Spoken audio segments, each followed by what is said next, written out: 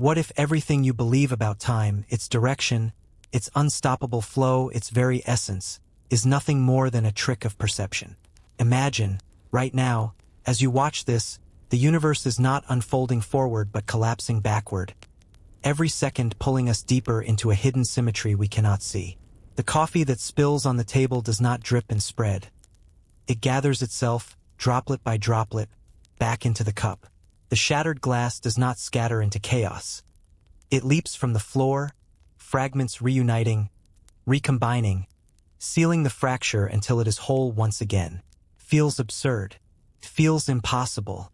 And yet, in the deep mathematics of physics, there is nothing that forbids such a reality. In fact, the very equations that govern the smallest building blocks of nature do not demand that time march forward. They allow it to flow in either direction like a river that could just as easily run uphill as down. We live our lives with a relentless sense of before and after. Birth, growth, decay, death. The forward arrow of time gives shape to our entire existence. We plan for the future, we remember the past, and we experience the present as the bridge between them. Our intuition insists that time is one way. But is this certainty grounded in the universe itself, or only in the way our minds construct reality? Picture yourself walking through a city. Cars rush by, conversations unfold, buildings rise toward the sky. Everything seems in motion toward something. But now flip the frame. Imagine that each step you take is actually undoing the last, that the car's tires spin not to propel forward but to rewind backward, that the sound of every word is unspoken, pulled back into silence. To you, it would still feel the same. To your mind, the flow of time would appear continuous. But what if this is simply because we are embedded in the process, unable to see the reversal, unable to break free of the illusion? This is the paradox at the heart of our mystery.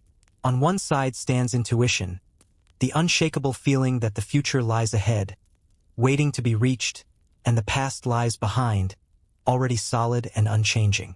On the other side stands physics, its cold, elegant laws whispering that time is not what it seems, that its direction is not fundamental but emergent, not absolute but relative. The tension between these two worlds, our lived experience and the hidden framework of reality, creates a space of wonder, a space where the question no longer feels foolish. What if time, right now, is flowing backward, and we simply cannot tell? Consider this. When you rewind a film, you instantly recognize the reversal. The ball doesn't bounce, it unbounces. The fire doesn't spread, it retreats into a match.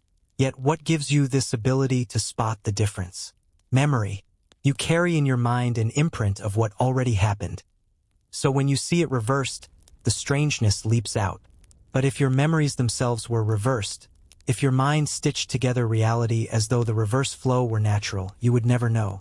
You would live your life utterly convinced that you are moving forward, even as the cosmos retreats into its origins. So, the question deepens, is time's arrow an objective truth of the universe, or is it simply the architecture of memory, biology, and perception? Let's pull back. In physics, the concept of time is slippery, almost elusive. Sir Isaac Newton believed in absolute time, an invisible stage upon which all events unfold, ticking away like a perfect cosmic clock. But centuries later, Albert Einstein shattered that picture. In his theory of relativity, time is no longer absolute. It bends, stretches, slows, and speeds depending on motion and gravity. Two observers can experience time differently, and yet both are correct. Suddenly, time was not a universal constant. It was woven into the fabric of space itself. And then came an even more unsettling revelation. At the level of fundamental equations, the mathematics that govern particles, forces, and interactions, time does not have a preferred direction. The equations work just as well if time runs backward as forward. There is nothing, mathematically, that forces the universe to choose one way over the other. Yet we feel the choice, every day, inescapably. When milk spills, it does not unspill. When a candle burns, the wax does not crawl back up the wick. There is a deep asymmetry between what we see and what the equations suggest. Why? Where does this arrow come from, if not from the fundamental rules themselves? Some argue it emerges from entropy, the tendency for systems to move from order to disorder. Entropy, in this framing, is what gives time its direction. The universe began in a state of remarkable order, and ever since, it has been unraveling, moving toward greater chaos. This unraveling is what we call the future. But entropy is not destiny, it is probability. And probabilities can be reversed. Theoretically, if the universe began in a state of maximum disorder, time could flow the other way, and we would still perceive it as forward because our memories, our biology, our civilization would be aligned with that flow. We cannot step outside of it. We cannot know the true direction. This idea is unsettling. It makes time less of a physical river and more of a mirror, reflecting back whatever flow we happen to be caught within. It invites the possibility that the very foundations of our existence are less solid than we imagine. And here lies the beauty of the paradox. Science tells us that time is relative, reversible, and perhaps not even fundamental. Our intuition tells us that time is undeniable, unidirectional, and the most real thing we know. Between these poles stretches the mystery, and it is in that mystery where awe resides. As you sit here, listening, you may feel the seconds ticking forward. But if reality is inverted, if the arrow is reversed, those very seconds may not be leading you into tomorrow at all.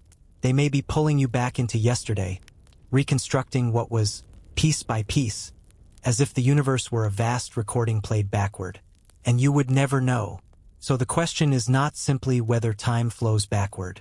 The deeper question is, how could we tell? What evidence could ever convince us? If our perception, our memories, and our very sense of self are bound to the arrow we inhabit, then maybe the distinction between forward and backward is meaningless. Maybe what we call time is not an absolute truth of the cosmos, but a frame of reference, no more fundamental than the orientation of a compass needle. And yet, we cannot shake the feeling.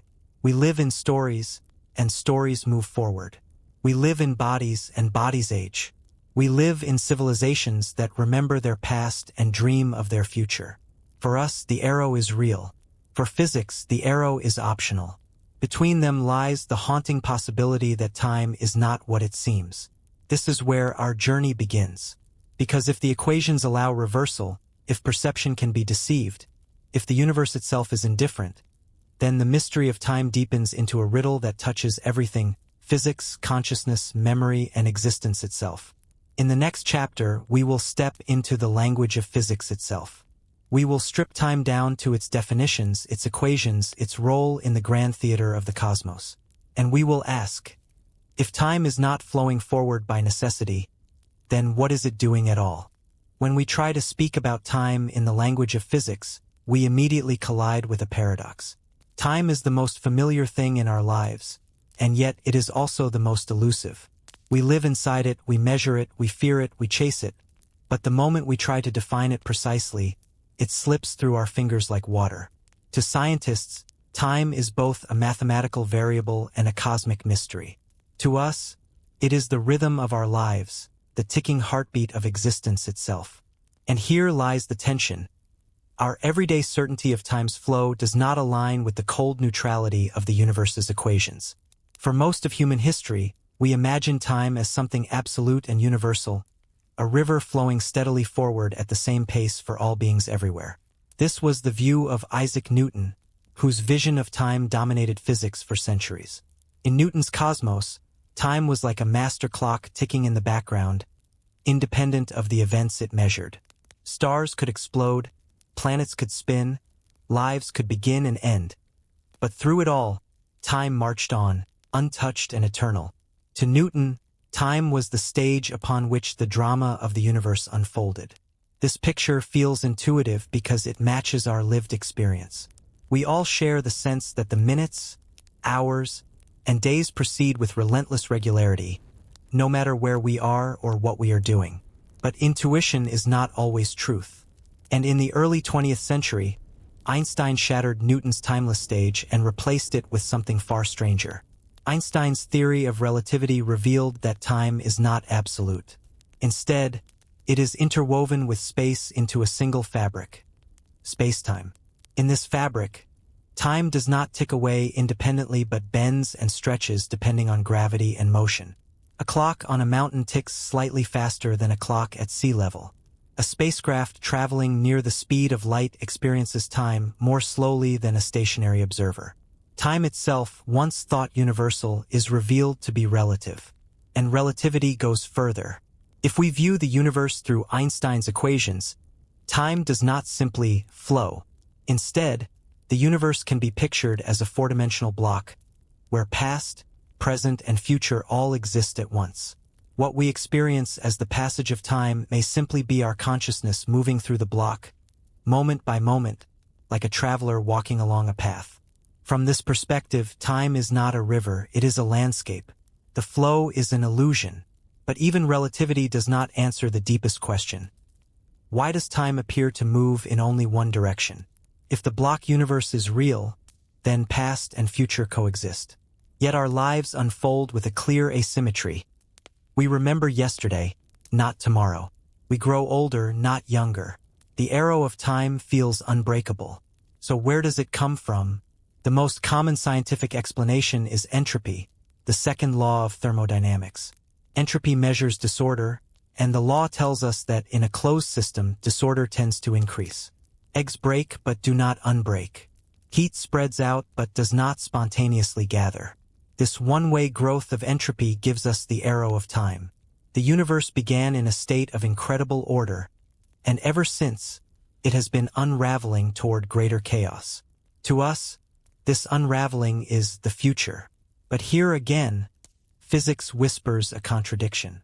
At the deepest level, the equations that describe the motion of particles and forces, time is symmetric. The laws of motion work equally well forward or backward.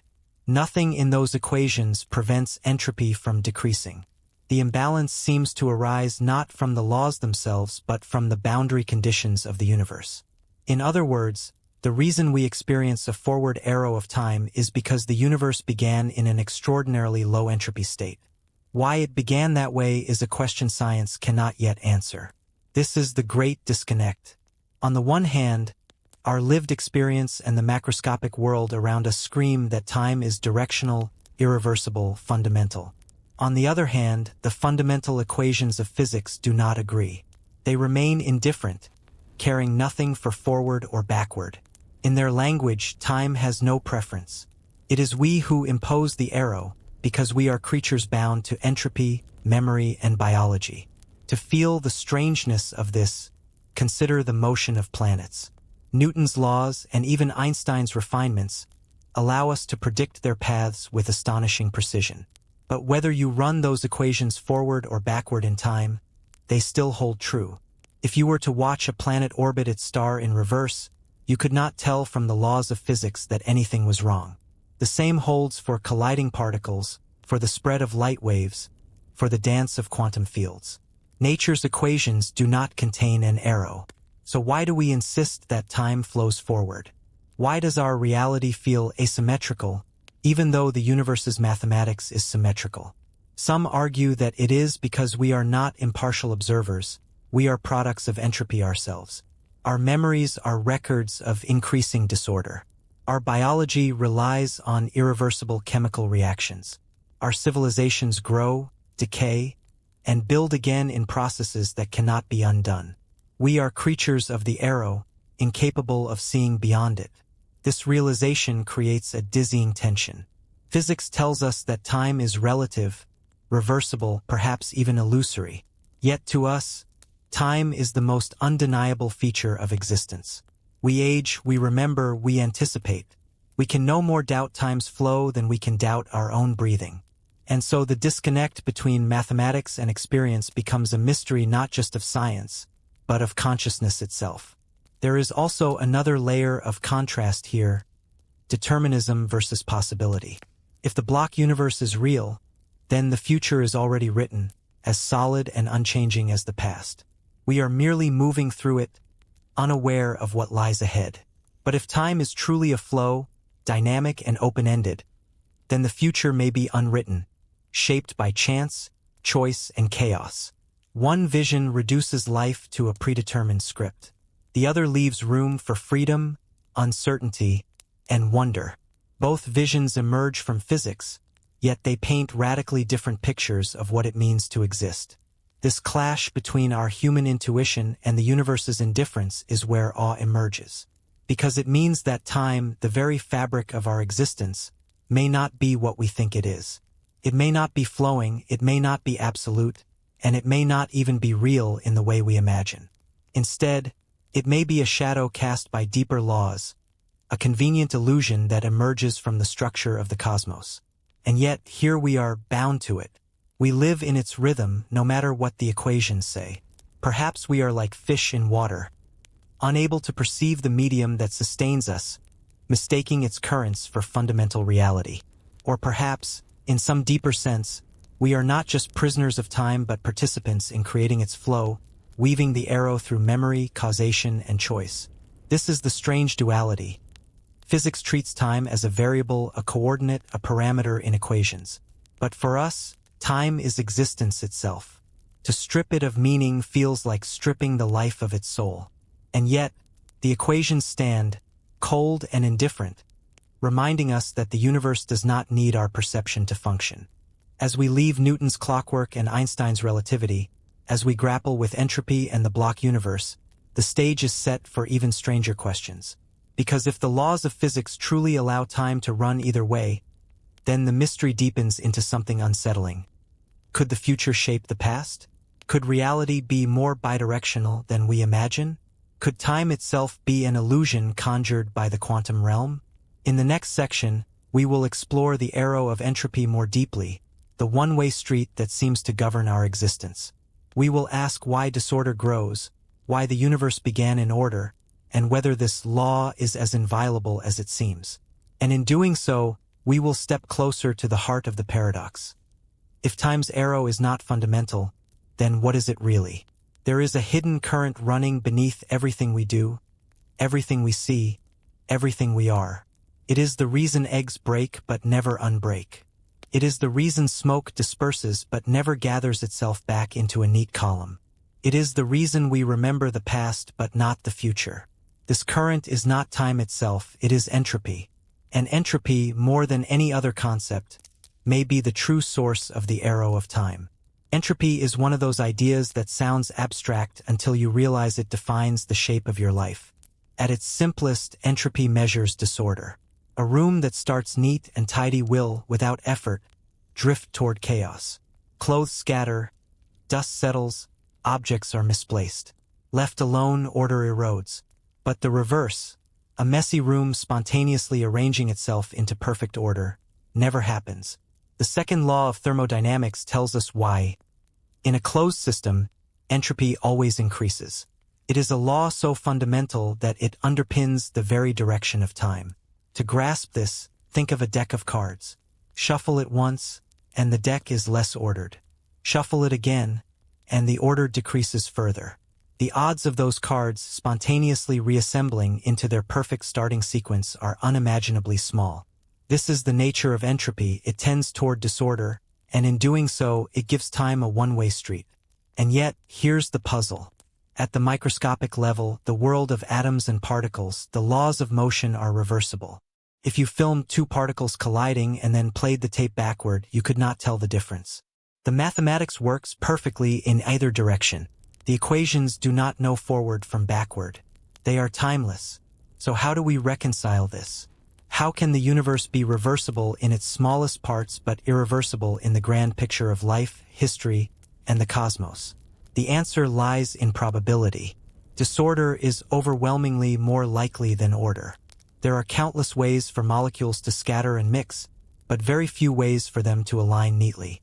The universe doesn't forbid reversal, it simply makes it so improbable that, for all practical purposes, it never happens. Imagine pouring cream into coffee.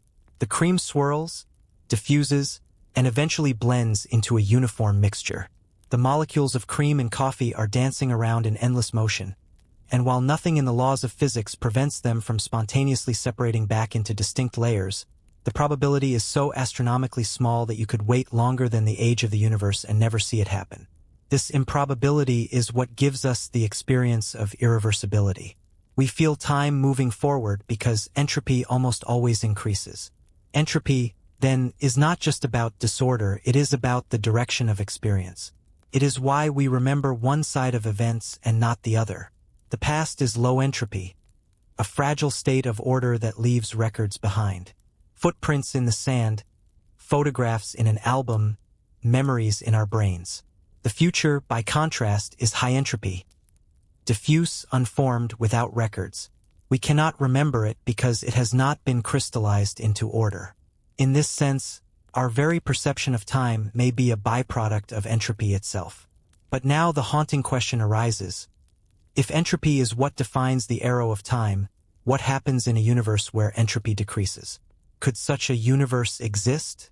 Could there be a mirror reality, flowing in the opposite direction, where broken cups mend themselves and memories move from the future toward the past? Physicists have toyed with this possibility. In principle, the laws of physics do not forbid a universe where entropy runs backward. In such a cosmos, stars would absorb radiation instead of emitting it. Smoke would collapse into chimneys. Civilizations would deconstruct themselves back into tribal beginnings. And yet, the inhabitants of that universe would not feel anything strange. Their memories, their biology, their causal reasoning would all be aligned with the decreasing entropy. To them, time would still feel as though it were flowing forward. This is perhaps the most unsettling implication of entropy's rule. The arrow of time is not an absolute truth of the universe. It may simply be a feature of the particular state our universe began in. When the cosmos erupted in the Big Bang, it started in a condition of remarkably low entropy, a cosmos of pristine order. From that improbable beginning, entropy has been rising ever since. Our arrow of time, the entire history of our universe, may be nothing more than a consequence of that starting condition. But why did the universe begin in such a state of order? This is one of the great unsolved mysteries of physics. The universe could just as easily have begun in high entropy, in a state of maximum disorder. Had it done so, our arrow of time would have been different or perhaps non-existent. Some physicists argue that this question cuts to the heart of cosmology itself. The reason the universe is ordered at its beginning may hold the key to understanding why there is anything at all. And here the contrast sharpens. On the one hand, entropy feels like a law, fixed, inevitable, undeniable. We see it all around us. On the other hand, entropy's arrow of entropy is not written in the fundamental equations. It is an emergent feature, a statistical outcome, dependent on conditions we do not fully understand. In this contrast lies the mystery. Is entropy the true engine of time, or merely a shadow cast by deeper laws? The arrow of entropy also reaches into the most personal aspects of existence. Consider aging. Our bodies are intricate machines built in delicate order, cells, proteins, DNA all working in coordinated harmony. Over time, entropy erodes this order. Systems break down, mutations accumulate, structures decay. We call this aging, but at its heart, it is entropy at work. Even our lives are arrows of entropy, moving from order to disorder, from youth to decay. Yet, entropy is not only destructive, it also makes complexity possible. Stars burn because of entropy gradients, releasing energy into the cosmos. Life itself feeds on entropy differences, harvesting order from disorder. Evolution thrives in the tension between chaos and structure. In this sense, entropy is both the destroyer and the creator. It dissolves order but also fuels the engines of life and civilization. Without entropy, there would be no stars, no chemistry, no biology, no thought. Time's arrow, painful as it may be, is also the source of everything we love. Still, we cannot escape the question. If entropy is not a fundamental law but a statistical pattern, then could there be regions of the universe where it runs differently? Could there be a cosmic mirror where entropy flows in reverse? And if so, could we ever meet its inhabitants? If our memories and their memories are both tied to entropy, then perhaps neither side could recognize the other as reversed. To each, time would feel forward, even though to the other it would seem backward. This possibility is both thrilling and terrifying. It suggests that the arrow of time is not universal but parochial, a local feature of our cosmic neighborhood. The true universe may be vaster, stranger, filled with flows of time we cannot yet imagine. And so, entropy is both an explanation and an enigma. It explains why we perceive time as moving forward, why we age, why disorder grows. But it also points to a deeper question. Why is there an arrow at all? Why did the universe begin in a state so improbable that it gave rise to history, memory, and experience? As we stand at this threshold, we find ourselves caught between certainty and wonder. Certainty, because entropy's arrow feels undeniable in our daily lives. Wonder, because that arrow may not be woven into the fabric of reality itself, but may instead be the shadow of an even deeper truth. This is the power of entropy. It forces us to confront not only the structure of the universe but the limits of our own perception. It reminds us that what we take for granted, the flow of time, may not be as absolute as it seems. And this prepares us for the next step in our journey. Because if entropy is the great engine of the arrow, then consciousness is its witness. Our minds, our memories, our very sense of reality are shaped by this one-way street. But what happens if the mind itself is complicit in the illusion of time's flow? What if memory, not physics, is the true storyteller of time? That is where we now turn. From the universe's thermodynamic arrow to the mysteries of memory, perception, and consciousness. The fragile scaffolding that convinces us time is moving forward at all. What is time if not the story we tell ourselves? Imagine waking up tomorrow with no memory of today. The moments you lived, the choices you made, the people you spoke to, all erased. Would yesterday still exist for you? Would time have moved forward at all, if no record of it remained in your mind? Here lies the profound role of memory. Memory is not just a filing system of past events. It is the very scaffold on which the illusion of time's flow is built. Without memory, there is no before, no after, no forward. There is only one now. Neuroscience shows us that memory is not a perfect recording of reality, but a reconstruction, a creative process by which the brain reassembles fragments into a coherent story. Every recollection is stitched together from sensory traces, emotions, and patterns, reshaped each time we recall it. The past is not stored in the brain like a film reel. It is rebuilt moment by moment when we summon it. And yet, this fragile process is what gives us the sense that time has direction. Contrast this with physics. In the equations of relativity or quantum mechanics, there is no privileged direction. The laws run smoothly backward as well as forward. Time is symmetric, but biology does not experience symmetry. Biology relies on irreversible processes. Neurons firing, synapses strengthening, proteins shifting to encode a trace of experience. Once formed, these changes cannot easily reverse. Memory, by its nature, insists on an arrow, and so the mystery deepens. Perhaps the flow of time is not out there, written into the fabric of space-time, but in here, an emergent property of consciousness. Time may not be something we travel through. It may be something we construct. Consider the thought experiment. What if memory itself ran in reverse? Imagine a world where your brain stored not what has already happened, but what is about to happen. You would awaken each day not recalling yesterday, but tomorrow. To you, time would still feel as though it were moving forward, because your memories would align with the future instead of the past. You would never question the flow because you would be living it. This suggests something radical. Our sense of time's arrow may be less about physics and more about alignment between memory and entropy. We remember the past because entropy was lower then and left reliable records. The future leaves no such traces, so it cannot be remembered.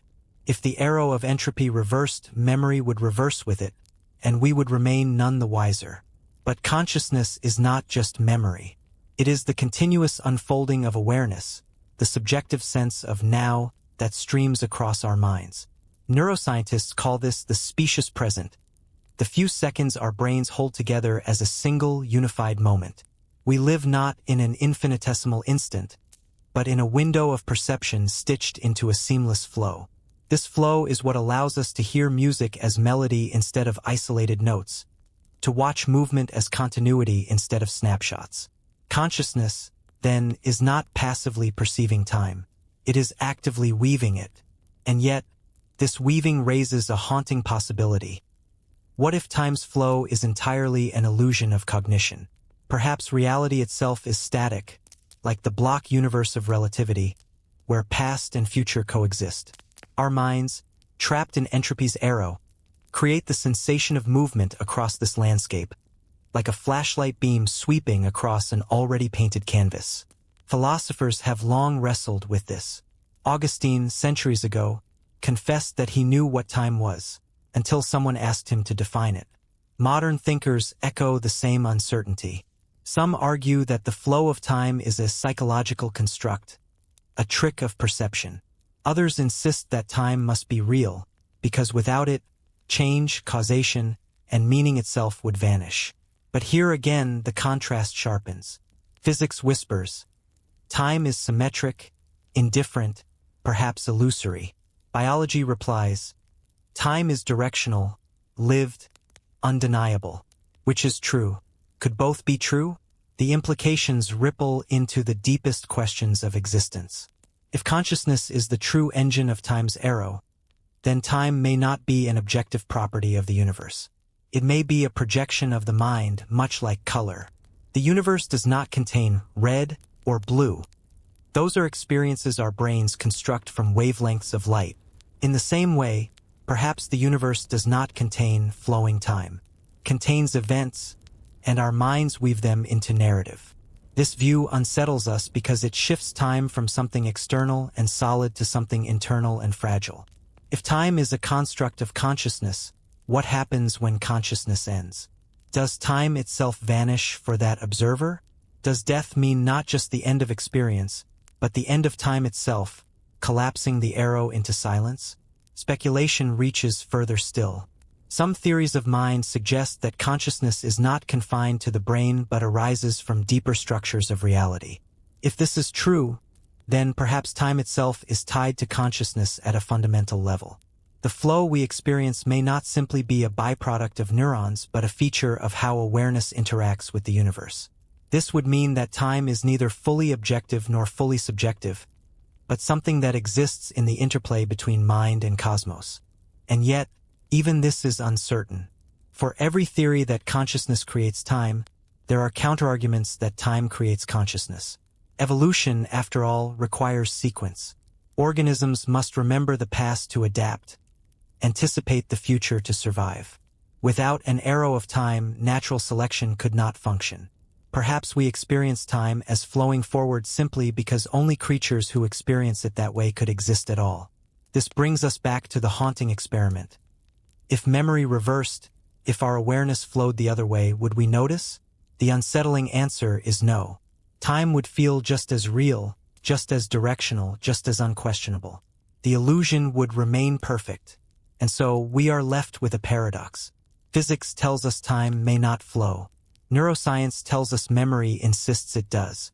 Consciousness stitches a seamless story, and we live inside it.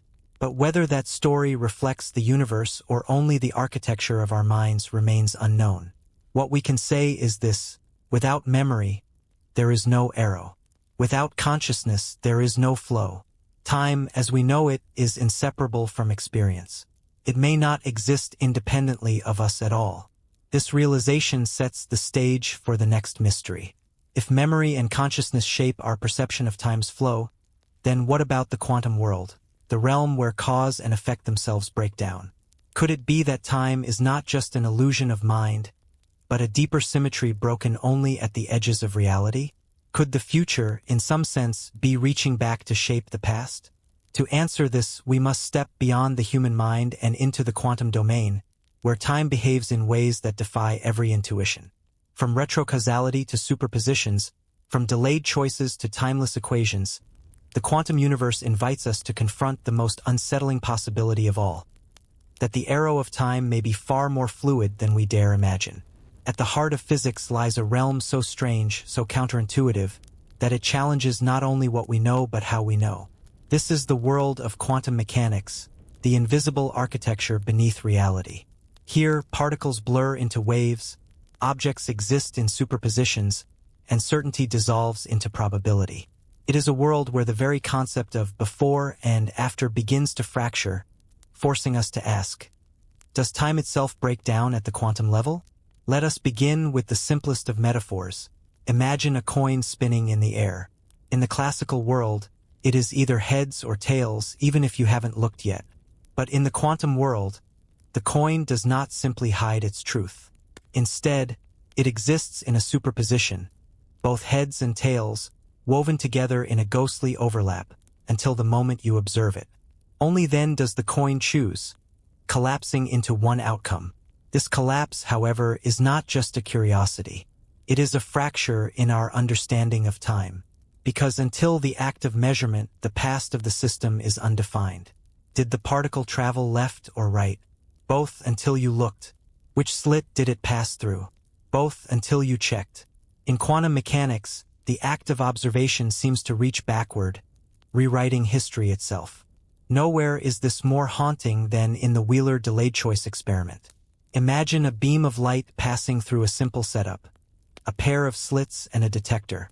If you leave both slits open, light behaves like a wave, interfering with itself and creating a pattern of bright and dark bands. If you close one slit, the light behaves like particles, striking in a predictable distribution. So far, this is the famous double-slit experiment, the cornerstone of quantum weirdness. But John Archibald Wheeler proposed a twist. What if you decide whether to observe the light as a wave or a particle after it has already passed through the slits? In other words, the light has already chosen its path, but your decision about how to measure comes later. Astonishingly, the results suggest that your future choice determines the light's past behavior. If you choose to observe a particle, the photon's history becomes one of a particle passing through a single slit. If you choose to observe a wave, its history becomes one of interference. The future choice seems to reach backward, sculpting the past.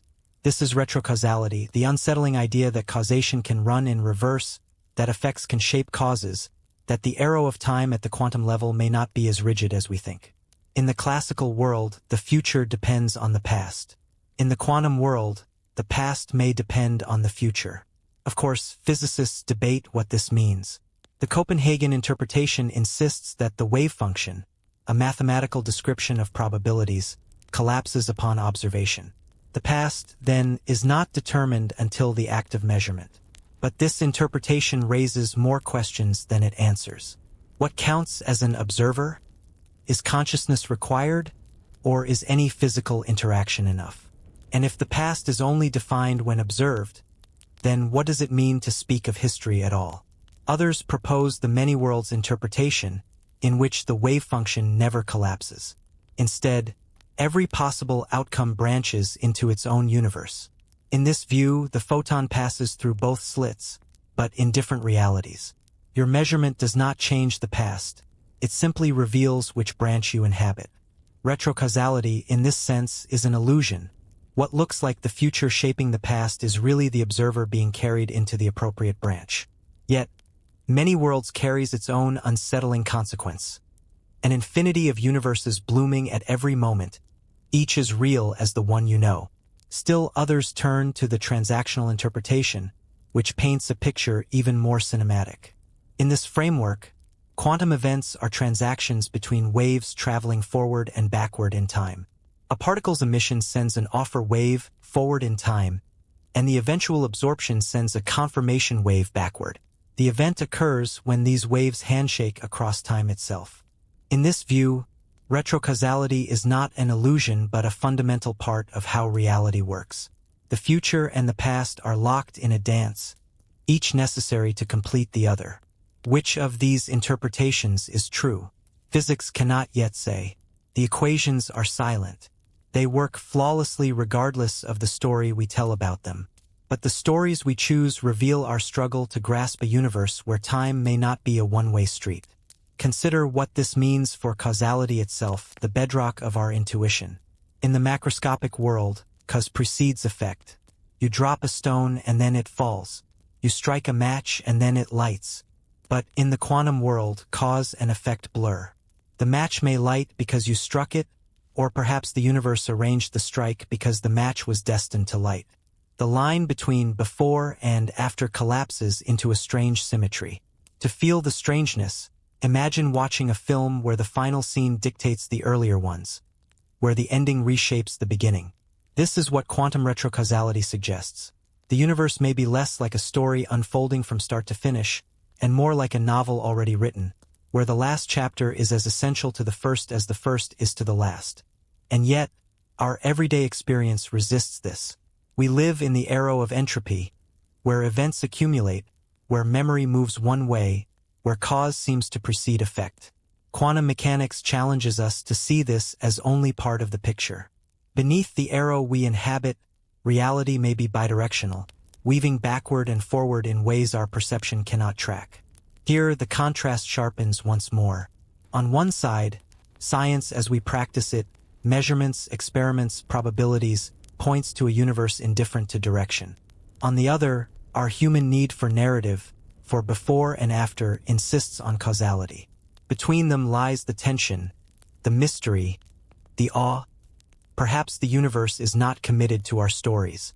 Perhaps time itself is not bound to the human mind's craving for order. But if retrocausality is real, the implications are staggering. Could the choices we make today ripple backward, altering the conditions of yesterday? Could the universe itself be a vast feedback loop, where the future is as much a cause as the past? If so, what does this mean for free will, for destiny, for the meaning of choice? Some philosophers argue that retrocausality does not give us power over the past, but instead binds us into a deeper consistency. The past and future co-create each other, locked into a seamless whole. What feels like freedom may simply be the unfolding of a pattern too vast for us to see. Others, more daring, suggest that consciousness itself may exploit retrocausal processes, that our minds may reach not only into memory but into possibility, shaping reality in ways science has yet to imagine. We cannot yet know, but what we do know is that quantum mechanics fractures the certainty of time. It shows us a universe where superpositions blur the line between events, where delayed choices rewrite history, where interpretations compete without resolution. In this uncertainty lies wonder, because it means that time, the very thing we trust most, is far less solid than it seems. And so we are left with the question: is the universe secretly bidirectional in time? Are we bound to entropy and memory, seeing only half the picture? Could it be that the cosmos itself is not a river flowing forward, but a tapestry woven in both directions at once, where past and future are threads of equal weight? These are not just physics questions. They are questions of meaning. Because if the universe is bidirectional, then our lives may not be the simple march from birth to death we imagine. They may be part of a larger symmetry, a pattern that stretches beyond what we can see. As we leave the quantum realm, we carry with us both doubt and awe. Doubt because the interpretations conflict, and we cannot yet know which is true. Awe because the very act of asking forces us to see time not as given but as mysterious, not as fixed but as fluid. And this brings us to the grandest scale of all cosmology. If quantum mechanics shatters time at the smallest level, what about the universe itself? Did time begin with the Big Bang? Will it end in a final silence? Or could time itself be cyclical, flowing backward and forward across the ages? To answer this, we must look not to the quantum but to the cosmos. To ask where time began is to ask where everything began. Every star, every planet, every atom, every heartbeat.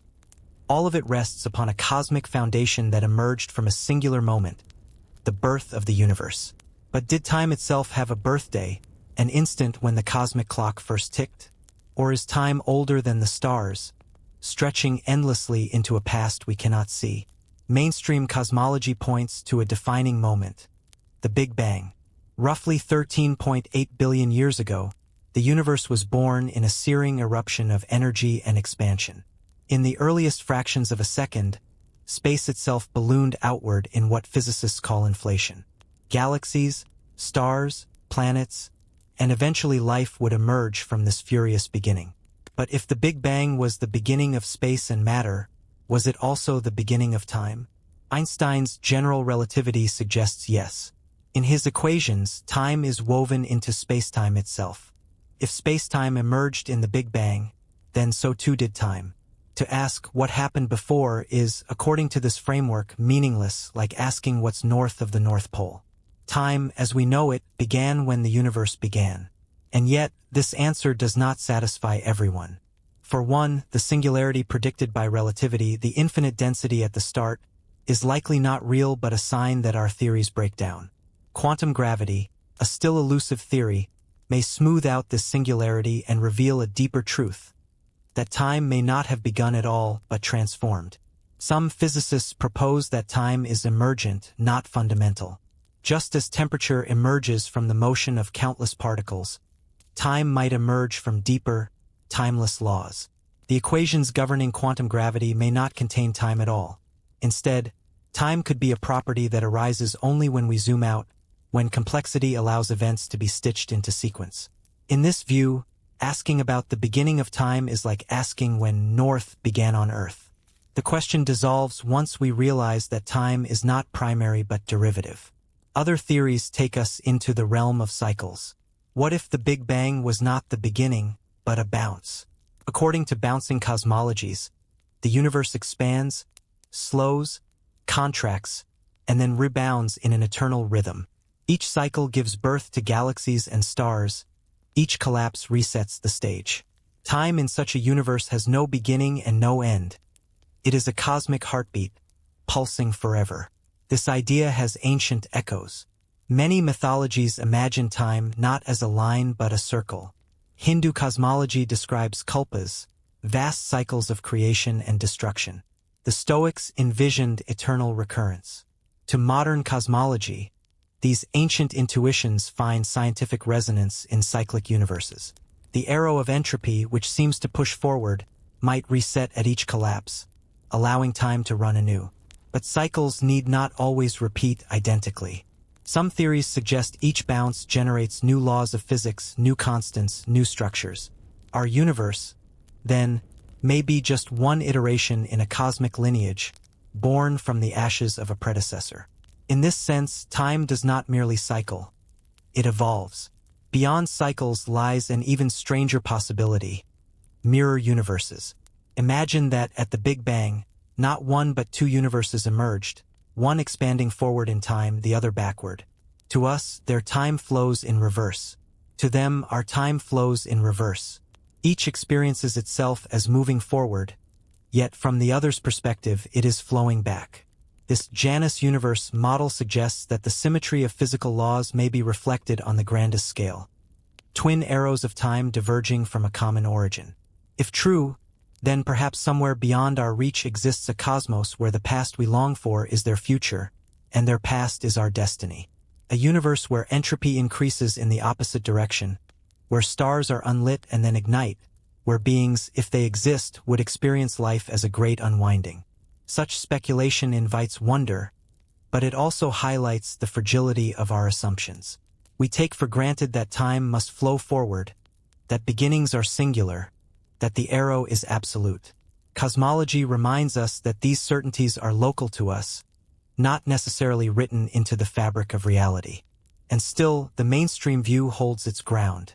Observations of the cosmic microwave background, the afterglow of the Big Bang, show a universe expanding from a hot, dense state. The arrow of entropy, aligned with this expansion, gives our time its direction. For most physicists, time began at the Big Bang. Whatever lies before is beyond physics, perhaps forever unknowable. Yet the human mind resists finality. We hunger to know what came before the first moment, what lies outside the horizon of time. This hunger fuels not only science but myth. From the cosmic egg of ancient Greece to the primordial waters of Mesopotamia, cultures have sought stories to cradle the unanswerable.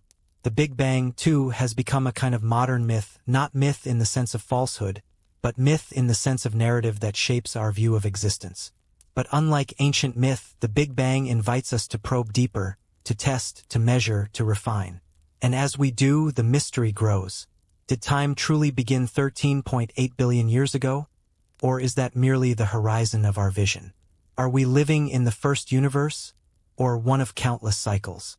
Is our arrow of time absolute, or mirrored by another we cannot see? The answers remain hidden, but the questions themselves reshape how we see our place in the cosmos. Because if time had a birth, then our lives are chapters in a finite story, with a beginning and an end. But if time is cyclical, if universes bounce and mirror, then perhaps there is no true beginning, no final end, only patterns repeating, only echoes reverberating across eternity. And so cosmology leaves us suspended between certainty and mystery. On one hand, the equations of relativity, the evidence of cosmic expansion, the precision of the microwave background all point to a beginning. On the other, speculation, symmetry, and the hunger for meaning suggest otherwise. The truth may be stranger than either camp imagines. Which brings us to a haunting question. If time can be born, can it also die? If the universe had a first moment, will it also have a last? Will time itself one day stop, dissolving back into silence? To confront this possibility, we must look not only backward but forward, to the far future of the cosmos. From heat death to cosmic rebirth, from endless expansion to collapse, the fate of time itself awaits us in the unfolding of the universe. Long before telescopes and particle accelerators, long before Einstein bent time with his equations or Wheeler twisted it with delayed choices, human beings were already asking the same haunting question. What is time? The answers they imagined were not written in the language of mathematics but in myth, poetry, and philosophy. And yet, these ancient visions carry echoes that resonate with today's most daring cosmological theories. Let us begin in ancient Greece, where the philosopher Heraclitus gazed at the world and saw change as its essence. "You cannot step into the same river twice," he declared, "for fresh waters are always flowing in." Time, to Heraclitus, was not a static backdrop but a living current, an eternal river carrying all things forward. His river resembles our modern notion of entropy, an irreversible flow, never repeating, always moving. Yet, Heraclitus' vision also feels profoundly human, bound not to equations but to the experience of impermanence. But not all Greek thinkers agreed. Parmenides, a contemporary of Heraclitus, saw change itself as an illusion. To him, reality was timeless, unchanging, a single eternal being. In Parmenides' logic, the very flow of time was a deception of the senses. Here we glimpse a startling anticipation of modern physics, where some interpretations of relativity suggest that past, present, and future coexist in a block universe. And the flow we feel is nothing more than consciousness sliding along a static dimension. Travel eastward, and time takes on a different rhythm. In Hindu cosmology, time is not a line but a wheel. The universe unfolds in vast cycles called kalpas, each lasting billions of years, composed of smaller yugas, ages of rise, decline, and renewal.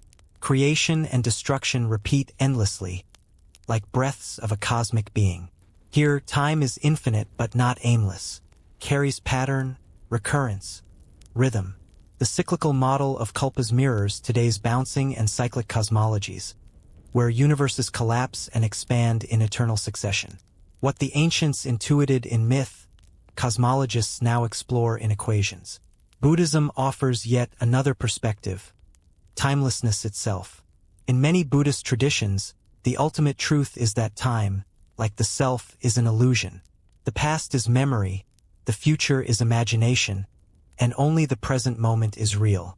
Liberation lies in awakening from the illusion of temporal flow, realizing that existence is always now. Neuroscience today hints at a similar paradox, showing how consciousness stitches reality into a forward narrative even though the underlying physics is time-symmetric. The Buddha's insight, that time is a construct of perception, finds uncanny harmony with modern cognitive science. Across the ocean, the Mayans constructed one of the most intricate calendars in human history. To them, time was not a simple march forward but a series of interlocking cycles. Sacred rituals, agricultural seasons, cosmic ages. Their long count calendar tracked great epochs, each with beginnings and endings that shaped destiny. Time, for the Mayans, was alive, sacred, rhythmic, infused with meaning. Their vision reminds us that time has never been just a scientific puzzle. It is also a vessel of culture, spirituality, and identity. Contrast these ancient intuitions with modern physics, and the parallels are striking. Heraclitus River resembles the one-way flow of entropy. Parmenides' eternal being mirrors the block universe. Hindu kalpas anticipate cyclic cosmologies. Buddhist timelessness resonates with the idea of emergent time. The Mayan cycles find kinship in oscillating universes. Though separated by millennia and culture, the questions are the same. Is time real, or is it a perception? Does it flow, or is flow an illusion? Is it linear, cyclical, or timeless? The beauty lies in the contrast. Modern science builds theories on measurement, mathematics, and falsification. Ancient philosophies built them on intuition, observation, and metaphor. Yet both converge on the same mysteries. Both seek to pierce the veil of the present and grasp the structure of existence itself. And in this convergence lies something profound.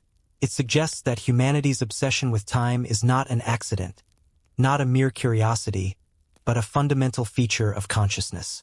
Across cultures and ages, whether gazing at rivers, stars, or the cycles of the moon, we have been haunted by the same question.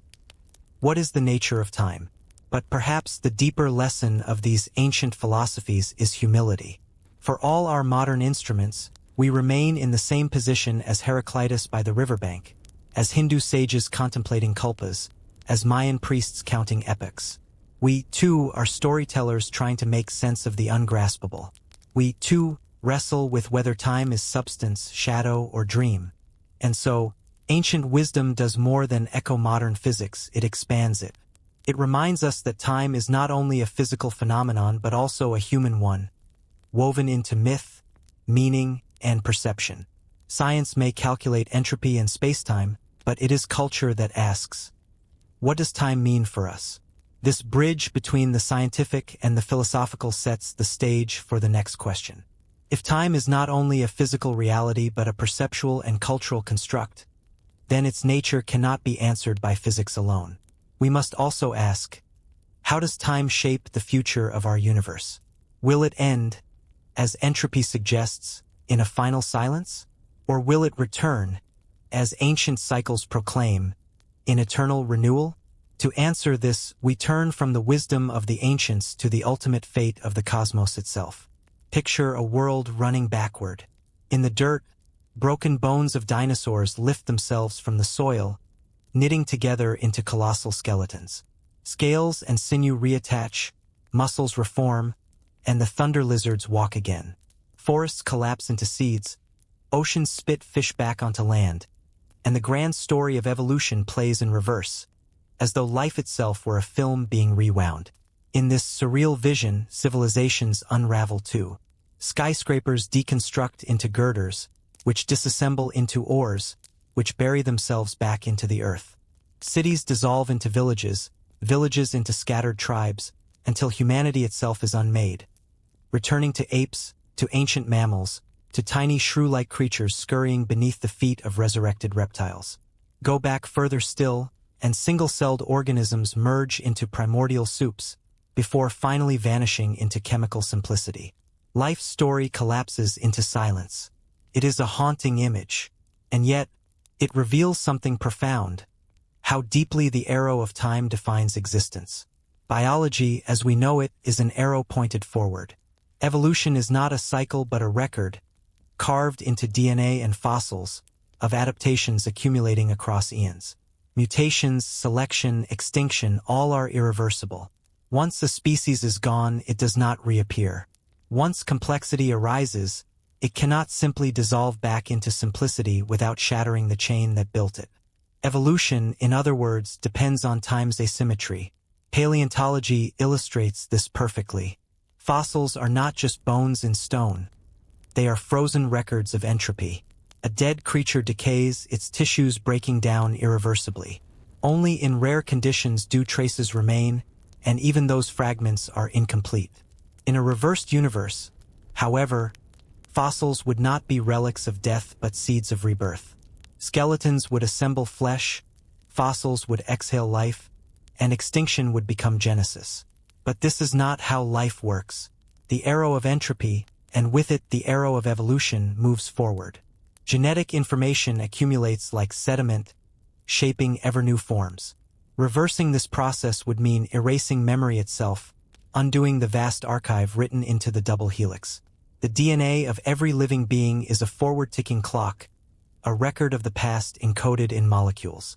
To rewind would be to strip away these records, unraveling the very library of life. And yet, imagining evolution in reverse is more than a thought experiment. It forces us to confront how contingent we are upon the arrow of time.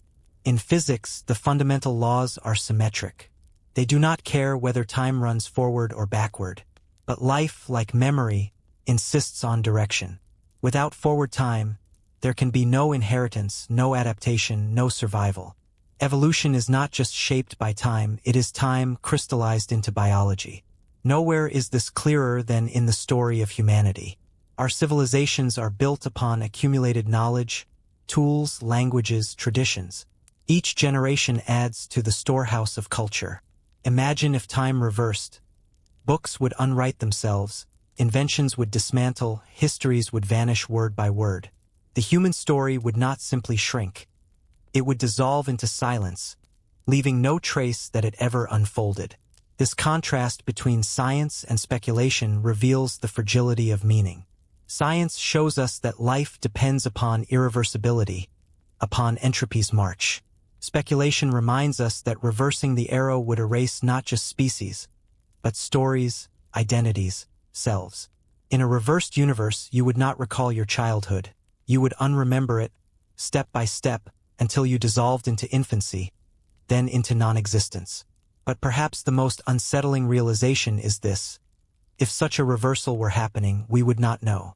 Just as our memories align with entropy's arrow today, in a reversed world they would align the other way. Dinosaurs assembling from fossils would feel as natural as dinosaurs fossilizing in forward time. Tribes dissolving into individuals would feel as inevitable as individuals forming tribes. The arrow of biology is absolute only relative to perception. This thought experiment, strange as it seems, echoes the ideas of cosmology.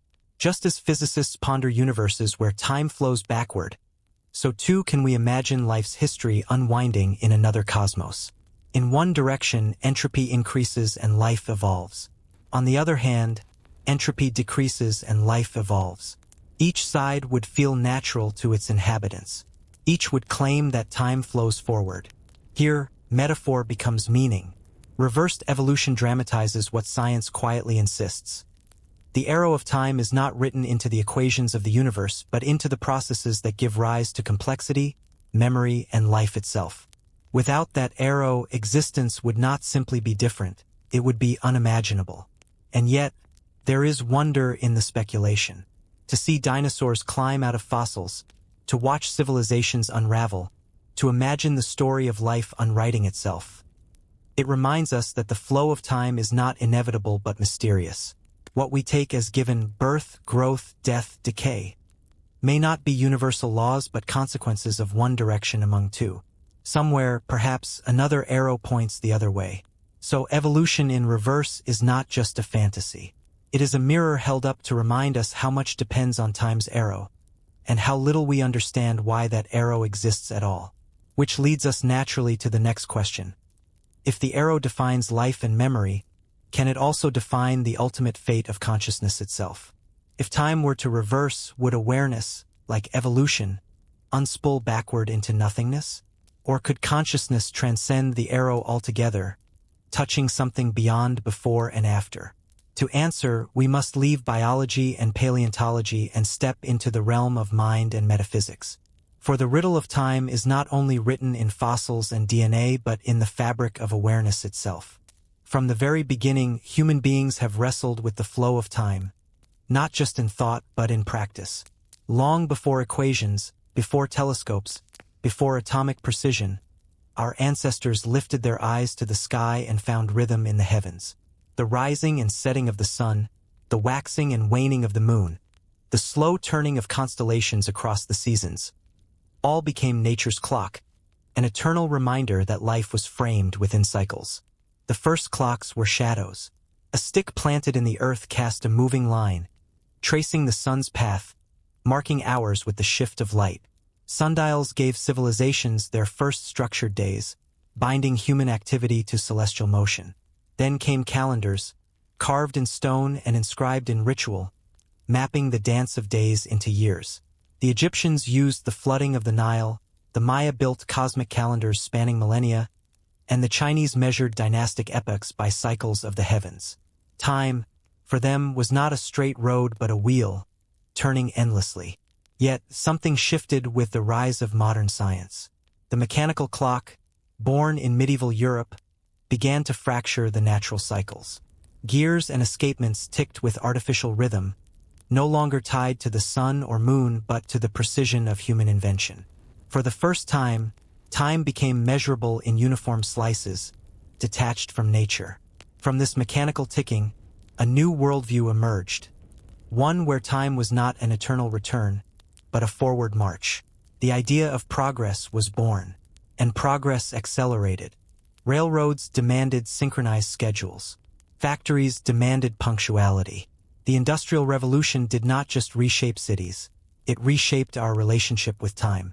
The second hand on the clock became a master, and humanity began to live not by the cosmos but by the machine. The cyclical gave way to the linear. History, once seen as a repeating rhythm of golden ages and declines, was now a story of advancement, of constant movement forward.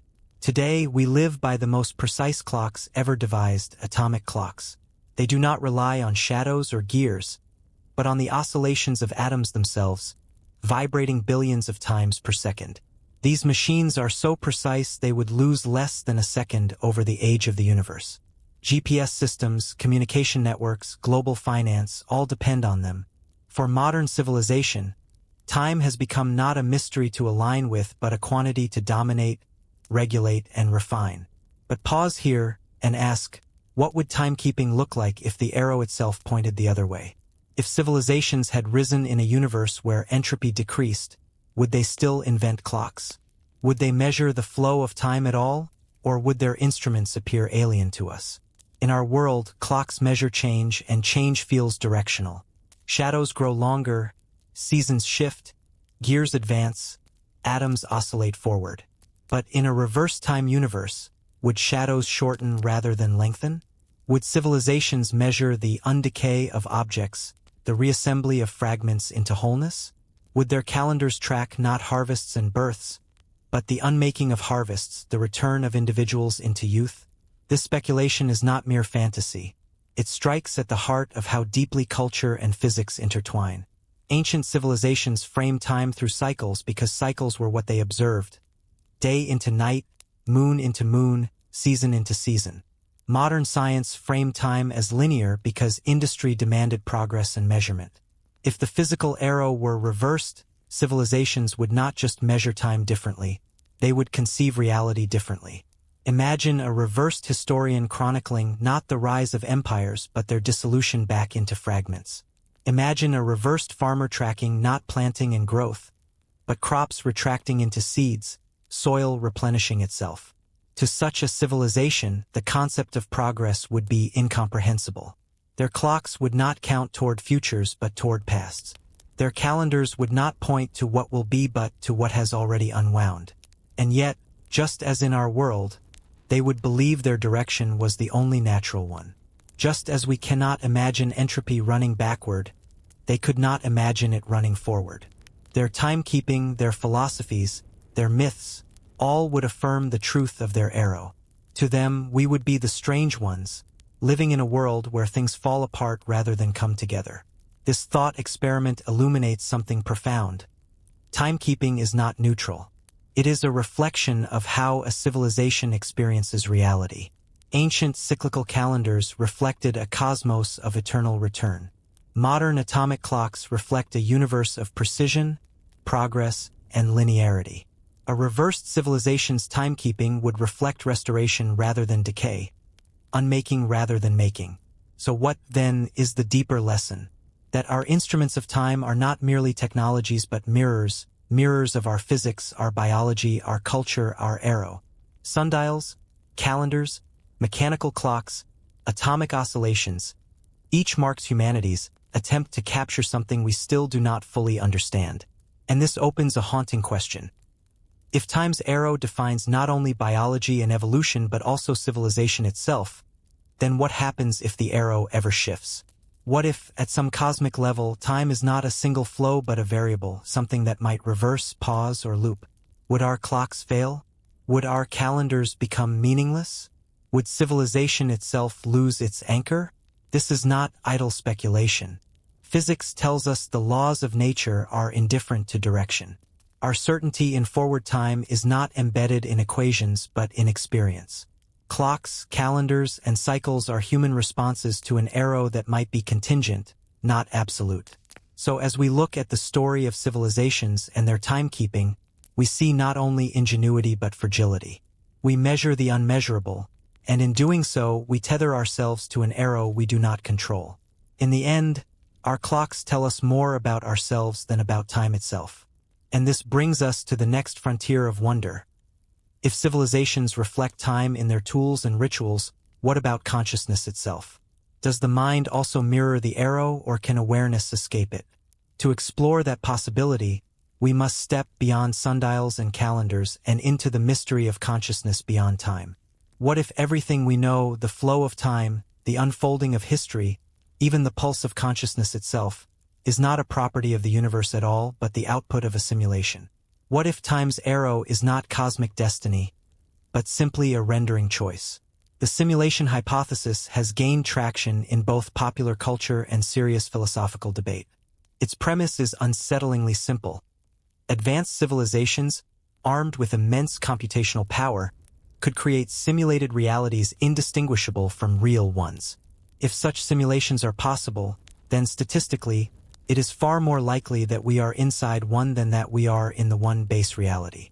It is a hypothesis that stretches not only science but imagination, and when paired with the question of time reversal, it opens a door to haunting possibilities. In a simulated world, time may not be fundamental at all. Just as a video game renders motion by calculating frames in sequence, a simulated universe could generate the illusion of time by computing states one after another. To reverse time, then, would be no more difficult than running the simulation backward, rewinding frames, resetting states, undoing events. Coffee unspills, glass unshatters, civilizations unbuilt. To us, this would feel like reality in reverse. To the simulator, it would be nothing more than code executing in another order. But here is the unsettling question. If the simulation is rewound, what happens to consciousness inside it? Does awareness travel backward along the sequence, re-experiencing events in reverse? Or does consciousness blink out, replaced by an illusion of backwardness with no inner experience? In other words, if you rewound the simulation of your life, would you unlive your memories, or would your mind simply cease, replaced by the appearance of your life running backward? This is not merely a philosophical curiosity. In digital systems we already know, rewinding does not preserve awareness. If you replay a video, the people on screen are not conscious of running backward. But what if the simulation is not static recording but dynamic computation? What if every frame includes the data structures of awareness itself? Would those structures not also reinstantiate in reverse, creating the lived experience of backward time? Contrast this with physical realism, the belief that the universe is not a simulation but a fundamental reality. In that case, time reversal is not a matter of code but of physics, not a rendering trick but a cosmic symmetry.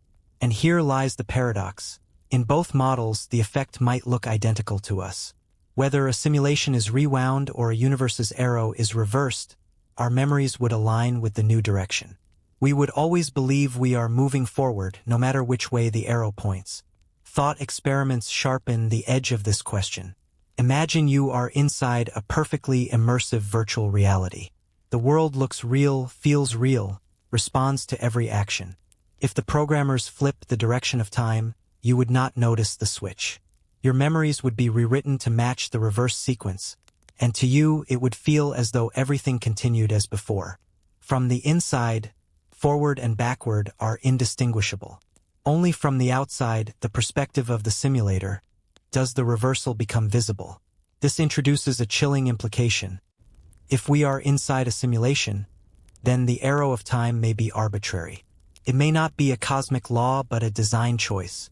The simulators could decide tomorrow to run things backward, and none of us would know. We would awaken in reversed history with memories seamlessly adjusted. Our certainty that time flows forward is not evidence of its reality. It is simply evidence of the rules we are given. And yet, the simulation hypothesis does not escape its own paradoxes. If we are simulated, who or what is running the simulation? Why would they choose forward flow over backward, linear progress over cycles?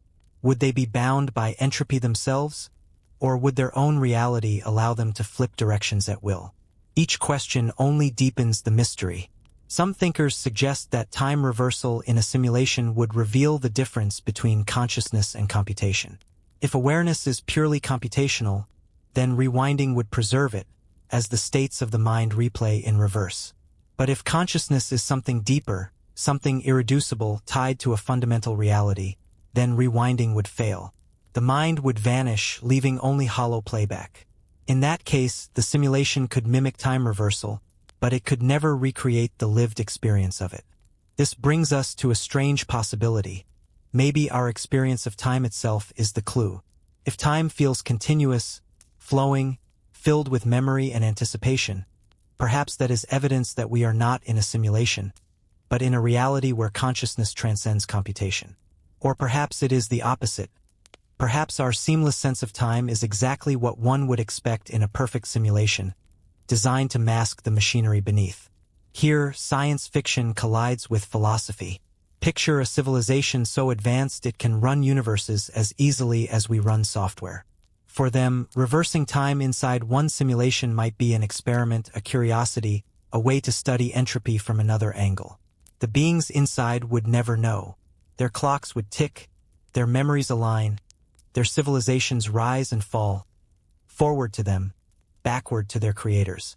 Time would be a puppet and its strings. But what if the simulators themselves are simulated? What if time reversal in our universe is not the ultimate trick but only a reflection of a deeper level of reality, where time runs differently still? This cascading possibility suggests an infinite regress of simulations, each with its own arrow, each unaware of the one above. In such a cosmos, forward and backward lose all meaning, swallowed in layers of computation. And yet, amid all the speculation, one truth stands out. Whether we live in base reality or in simulation, whether time is fundamental or rendered, our experience of it is real to us. The coffee spilling, the glass breaking, the rise and fall of civilizations. These are the frames we inhabit, the story we live. If they are rewound, we will live them again in reverse. If they are replayed, we will live them again as before. From the inside, there is no difference. So the simulation hypothesis does not solve the mystery of time's arrow, it only reframes it.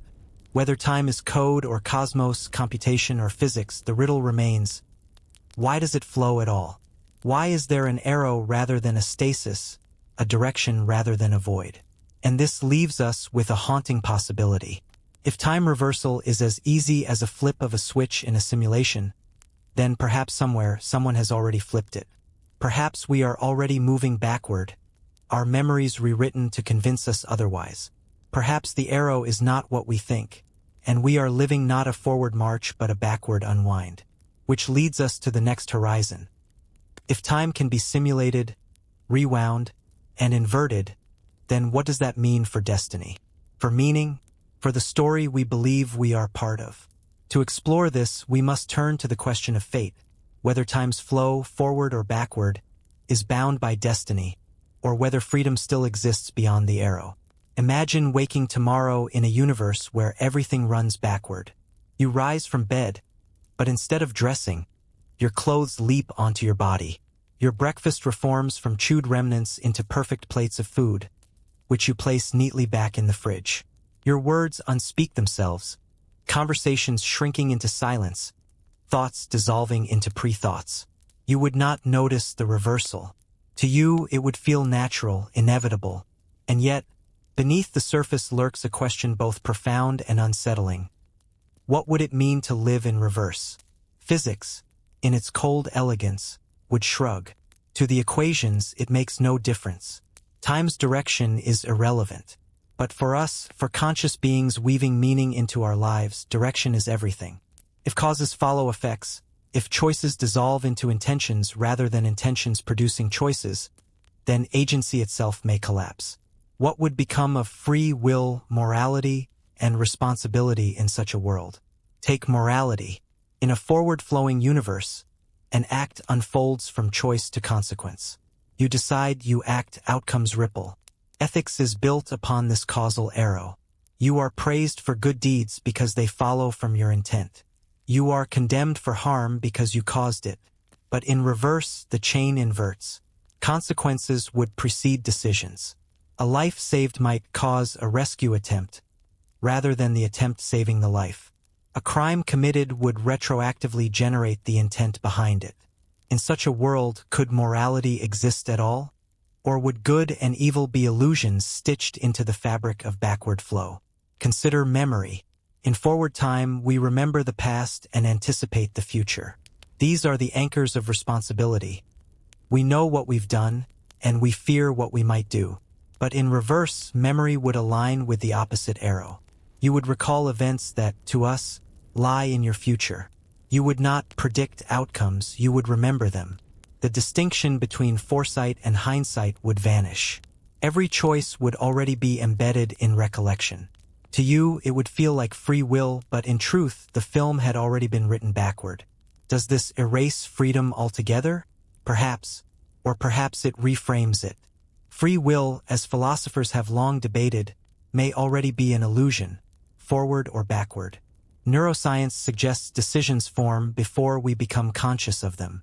Physics suggests time itself is indifferent to our sense of choice. If that is true, then living in reverse only unmasks a truth we prefer to ignore. We are passengers in a flow, not captains steering it. And yet, ethics may not disappear. Even in reverse, beings might still experience moral weight, still tell stories of right and wrong.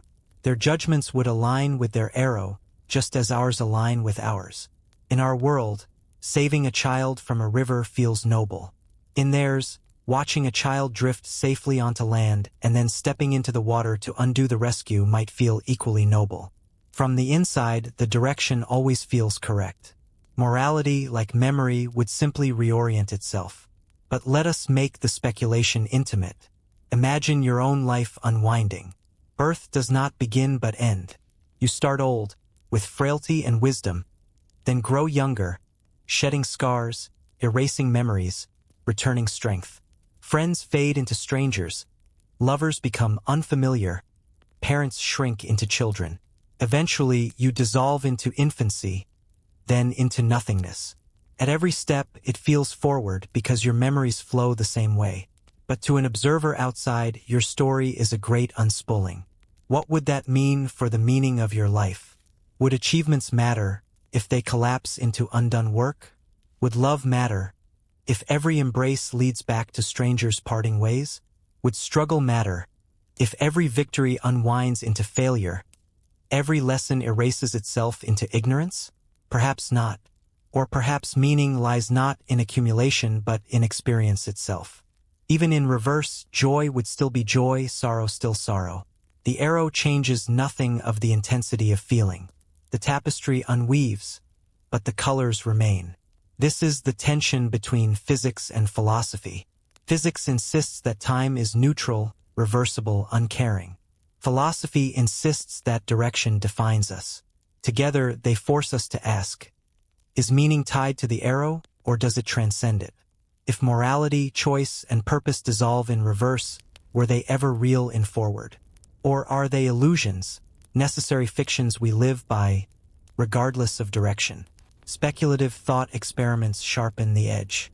Suppose you live in reverse and you know it. Would you rebel? Could you rebel? If causes follow effects, then every rebellion would already be determined. You would not change the flow, you would only play your part in it. Yet perhaps rebellion itself gives meaning, even if it changes nothing. Just as in our universe, where free will may be an illusion, we still live as though it matters. Perhaps the meaning is not in the freedom but in the act of living as though we are free. Now extend this to civilization. In reverse time, history would be a grand unraveling. Empires would crumble into tribes, cities into villages, inventions into raw materials. Knowledge would dissolve back into ignorance. Yet to those living it, the story would feel like progress. They would not see collapse, they would see ascent, from complexity into simplicity, from technology into primal purity. Their myths would celebrate return, not creation. Their ethics would praise undoing, not doing. And they would believe, as firmly as we do, that their arrow is the truth. The existential horizon here is dizzying. If meaning, morality, and memory all invert with the arrow, then what is left of permanence? What is real if everything can be flipped and still feel natural? Perhaps the only constant is awareness itself, the raw fact of experience, regardless of direction. Whether life builds or unbuilds, whether choices flow from causes or causes from choices, the immediacy of being, the now, remains. In forward or backward time, the present moment is always alive. This realization may be the deepest ethical anchor of all. If morality tied to causality dissolves, then perhaps the only morality left is presence itself, the ability to experience, to feel, to witness. Meaning may not lie in progress or regression, in arrows or reversals, but in the fact that existence, in whatever form, exists at all. And so, to live in reverse would not be meaningless. It would be different, strange, unsettling, but still rich with experience, still filled with awe and wonder. The unspooling of life would be as mysterious as its unfolding. The arrow may point backward, but the miracle remains. As we imagine this, one last haunting question arises. If living backward feels as natural as living forward, how can we ever be sure which way we are truly going? Perhaps we are already in reverse, our memories tricking us, our ethics reoriented. Perhaps forward and backward are illusions, and what matters is not direction but awareness itself. Which leads us to the final horizon. If time's arrow can invert, dissolve, or deceive, what is left of truth? How can we close the circle of this mystery and find meaning beyond the arrow of time itself? For that, we must turn to the closing reflection, the philosophy that ties it all together. We arrive now at the horizon of the mystery, the point where speculation, science, and philosophy converge. We have traced the arrow of time through physics and biology, through civilizations and consciousness, through myths and simulations. We have reversed it, replayed it, unraveled it. And yet, after all the equations and metaphors, after all the thought experiments and paradoxes, one truth lingers like a shadow. Time is both utterly real and entirely elusive. On one hand, science paints time as an emergent property, a reflection of entropy, a feature of space-time geometry. It is measurable, predictable, charted by atomic clocks and cosmological models. Time appears as an arrow, a line stretching from the Big Bang to the far future, guiding evolution, memory, and history. This is time as reality, hard and undeniable. On the other hand, time slips through our fingers the moment we try to grasp it. Fundamental equations care nothing for direction. Consciousness stitches experience into a narrative that could run forward or backward with equal plausibility. Ancient philosophies remind us that time may be a circle, a cycle, a dream. This is time as an illusion, constructed by perception, projected onto a cosmos that may not care. Here lies the paradox. Time is both the stage upon which existence unfolds and a mask that hides something deeper. It is the rhythm of our lives and the riddle that undercuts their certainty. It is arrow and circle, linear and cyclic, emergent and eternal. To live is to move within this paradox, never escaping it, never resolving it, but always touched by its wonder. The scientific closure offers comfort. Entropy explains the arrow. Neuroscience explains memory. Cosmology explains the origin. Simulation theory explains reversibility. Each piece of knowledge ties the mystery into a framework of laws, equations, and models. We are not lost, we are guided by explanations that give the appearance of understanding. And yet, the mystical openness refuses to vanish. For every explanation, there is a deeper question. Why entropy at all? Why memory instead of stasis? Why consciousness at all, simulated or real? Why anything rather than nothing? The more we answer, the more we are drawn into awe. Science closes the circle, but mystery tears it open again. And perhaps this is the lesson of time's paradox, that it cannot be solved, only lived. To ask whether time is forward or backward, real or illusory, is to miss the deeper miracle, that we are here at all, experiencing something rather than nothing. Time's arrow may be an illusion, but the illusion is profound. Time may be reversible, but the present moment is irreversible in its immediacy. We live not in equations, but in the felt reality of now. Think again of the thought experiment. What if time were flowing backward right now? The unsettling truth is that we would not know. Our memories would align with the arrow, our ethics would conform, our civilizations would measure it, our consciousness would believe it. Forward and backward dissolve into indistinguishability. The mystery is not which way the arrow points, but that there is an arrow at all. This realization transforms the question. Instead of asking what direction time flows, we are left asking what time itself is. A container of events? A perception of change? A simulation of frames? Or something beyond all these, something like the breath of existence itself? Philosophers across cultures sensed this paradox long before physics gave it equations. Heraclitus saw time as a river, always flowing yet never the same. The Hindus imagined cosmic cycles of creation and dissolution, vast kalpas where universes breathe in and out. Buddhists suggested time is a construct of the mind, empty yet binding. The Maya inscribed time as sacred cycles, weaving cosmic order into human ritual. And modern physics, despite its equations, brings us back to the same threshold.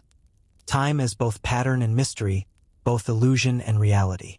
So where does that leave us, here and now, at the end of this journey? Perhaps with humility, perhaps with wonder.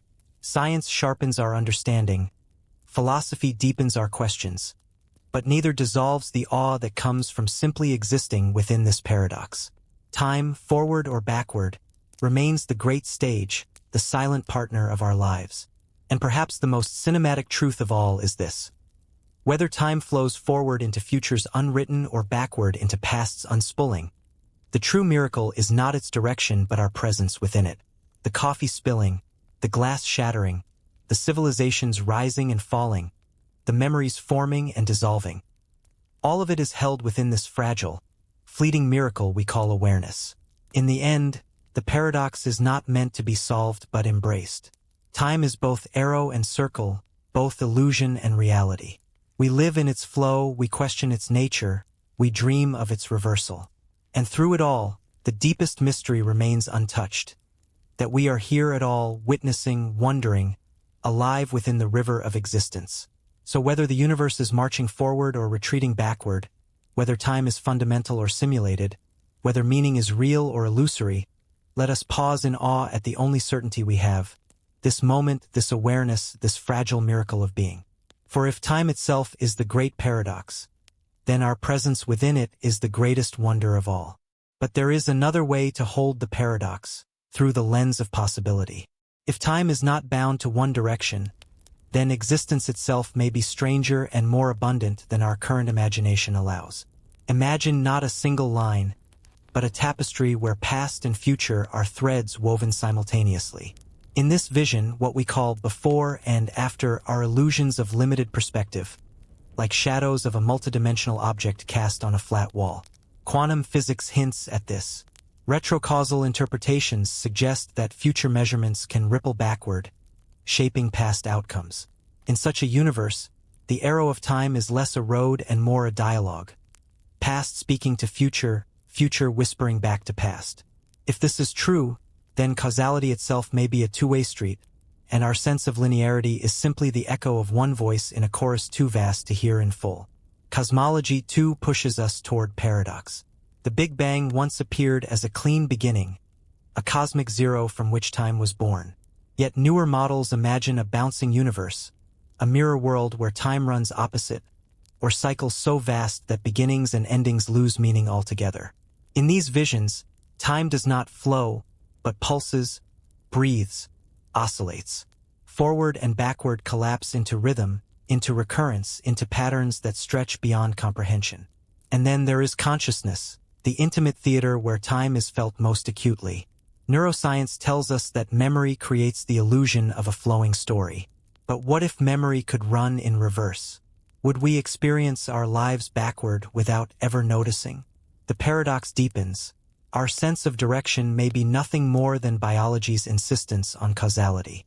Yet even if the arrow is illusory, its felt weight shapes love, loss, hope, and meaning. To lose the arrow is to question the very fabric of identity. This tension between physics' indifference and philosophy's yearning remains unresolved. Perhaps it must remain so. Science asks how, philosophy asks why, and existence answers with silence. But in that silence, there is beauty. In that silence, there is awe. Consider the possibility that both views are true. That time is simultaneously real and illusory, forward and backward, arrow and circle.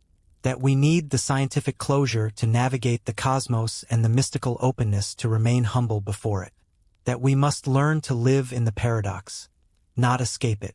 And isn't that what makes us human? Not the certainty of answers, but the courage to hold contradictions without letting them shatter us. We can measure nanoseconds with atomic clocks and still light candles for timeless rituals. We can chart the universe's expansion and still tell myths of eternal cycles. We can debate free will in reverse timelines and still wake each day into the mystery of now. So let us stand at this threshold between forward and backward, between science and myth, between knowing and wonder. Let us imagine the glass shattering and reassembling, the stars collapsing and reforming, the civilizations rising and returning to dust, all within a universe that may not privilege one direction over another. And let us admit we do not know, and perhaps we never will, but maybe that is the gift. For if we knew time completely, its mystery would vanish. If we solved it, it would no longer awe us. The paradox is not a flaw but a feature. It invites us into humility, into wonder, into a recognition that existence itself is the ultimate miracle. So here we arrive, not with a final answer but with a final vision. Whether time flows forward or backward, whether it is simulated or fundamental, whether meaning is eternal or fleeting, the true astonishment is that there is something rather than nothing, that the universe exists and that we are here within it. The arrow may deceive us, the circle may seduce us, the equations may explain us, but none of them erase the simplest, most profound truth. We are alive, aware, conscious in the river of being. And no matter which way that river flows, the miracle remains.